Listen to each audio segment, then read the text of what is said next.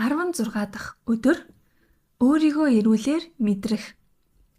Яг одоо таны сэтгэл санаа, бие махбод, эрүүл мэндийн байдал ямар байгаа нь хамаагүй. Маргааш та өөрийгөө ив эрүүлэр сав саруулаар мэдрэх болно.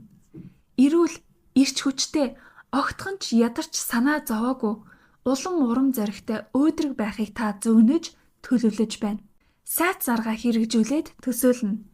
Ямар ч өвчин зовиоргүй эрүүл чирэг бие таних байна. Та цээж дүүрэн амьсгал аваад сэтгэл санаа өндөр, тэнгэр байна. Та өдрийг гялалзуулж байна. Ийм байна гэдэгт шууд итгээд үүгээр биелнэ. Угаасаа ийм байх болно гэж таамаглаад өөрийгөө төсөөлөн хараарай. Таны бодол эрүүл чирэг өөрийн хувилбар дээр төвлөрсөөр өнөөдөр унтана. Тэгээд л боллоо. Та эрүүл байх болно.